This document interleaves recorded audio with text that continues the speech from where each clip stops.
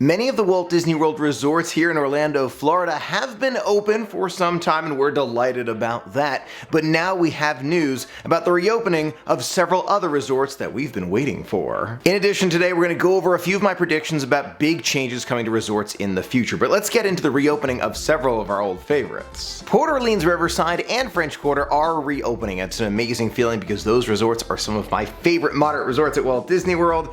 Port Orleans Riverside opens October 14th. And Port Orleans French Quarter is scheduled to reopen October 28th, 2021. In addition, two of the All-Star resorts are reopening as well. All-Star Music and All-Star Sports. Music opens September 16th and All-Star Sports opens December 9th, 2021. Now this is great news. More than just visiting and experiencing, this is great in terms of Walt Disney World crowds and park amenities. We've seen quite a few changes at Walt Disney World in recent days and years because of all the closures that have been happening and slow reopenings of everything, but with this announcement of these resorts opening back up, it means that Disney is expecting more crowds to come to Walt Disney World, and they're going to accommodate even more at the resorts and at the parks. A few days ago, we were at Walt Disney World for the 4th of July. It was an amazing celebration with so many guests, but when we were there, it was a huge crowd right in front of the hub, right in front of Cinderella Castle. But if you went behind Cinderella Castle or anywhere else around Magic Kingdom right before the fireworks,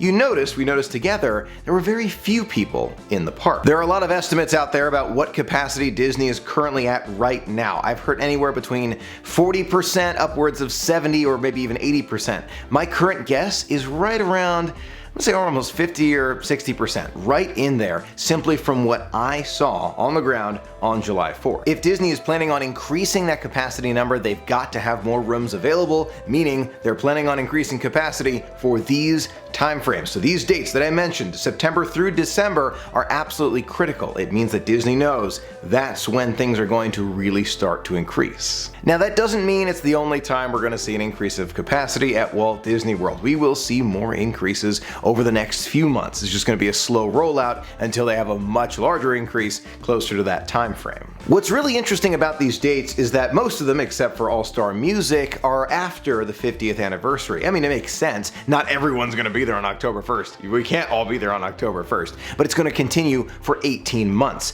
meaning that Disney is expecting heavier crowds throughout the entire celebration, which makes perfect sense. Now, while we're on the topic of resorts at Walt Disney World, let's consider what Disney is doing at the Polynesian and Contemporary. Over the last few weeks and months, we've seen a lot of changes happening at some of these resorts, many of them the deluxe resorts to start off. Moana at the Polynesian and Incredibles at the Contemporary, and I think it's safe to assume that Disney's going to do even more towards the IPs of the resorts in the future.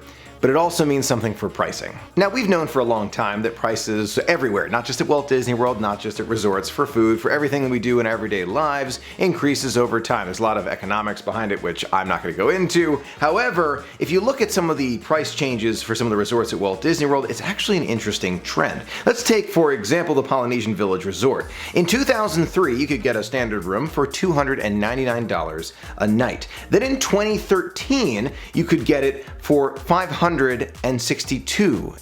a night. That's an 88% increase between 2003 and 2013.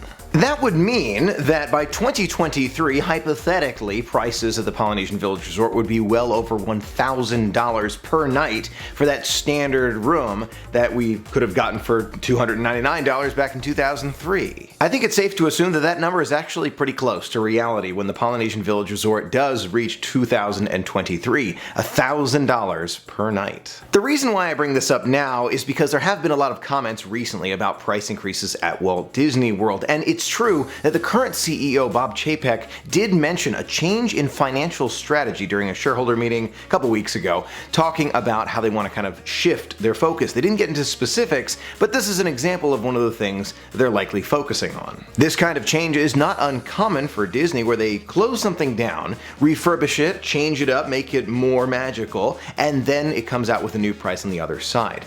That has been extremely common at Walt Disney World before, and I think it's to be expected when the Contemporary and Polynesian Village Resort open again. It might not be immediate. It may be like, okay, it opens up and then 2 years later, it slowly creeps up to those price levels. But by Disney making these changes, there is no question prices will increase at all of the resorts. Now, if you feel that these prices are increasing really fast, you are not alone, but it comes down to simple math. If guests continue to pay the prices for these resort hotels, which we know and love, then Disney will continue to increase the price over time. Over time, Disney has seen that guests are willing to pay for a truly enhanced and magical experience, and we've seen that at the Star Wars Galactic Star Cruiser, which is not open yet, but will be opening soon. If you consider some of the prices that people have been kind of bouncing around recently in terms of $5,000 for the 2-night adventure, $8,000 or even more for the 2-night, 3-day adventure, it's easy to assume that Disney is going to continue on this path. If guests pay that much for the more hotel experience,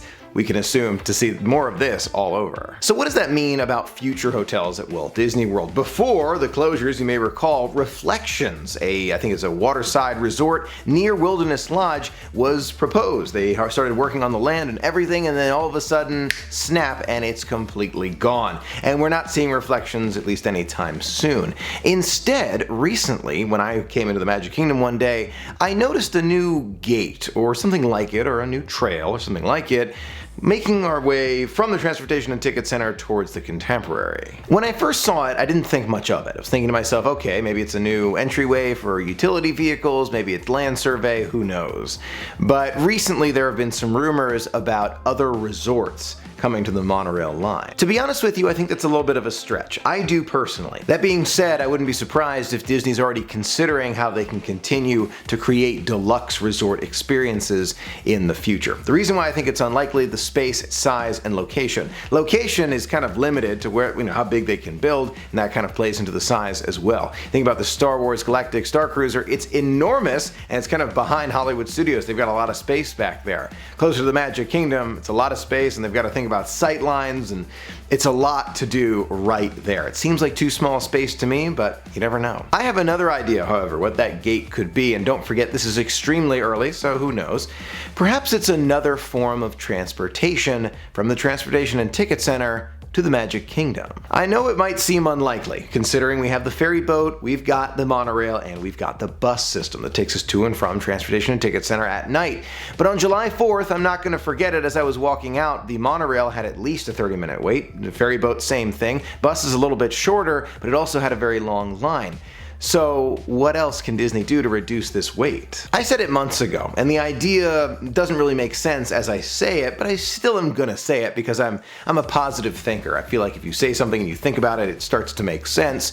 What about another Skyliner station? The Skyliner, in my opinion, has been an outstanding success at Walt Disney World. It has made the Riviera, Caribbean Beach, and all of the resorts that are kind of connected to it that much more convenient. And as I think about where I want to stay in the future, I want to stay at a resort that has a connection to the Skyliner. Even the Beach Club, Yacht Club, and Boardwalk are just moments away from the International Gateway Station of the Skyliner system. Would it really alleviate crowds to have another form of transportation going across Seven Seas Lagoon at Magic Kingdom? Maybe. Do I think the chances of it are high? No, I don't. I don't think it's very likely, although I'd love to see it. I feel like the Magic Kingdom has a certain, again, sightline view to it, where having the Skyliner going over Seven Seas Lagoon would just be a bit much. And maybe it wouldn't be used that often. It would, we've got other forms of transportation right now. Why add a fourth form of transportation?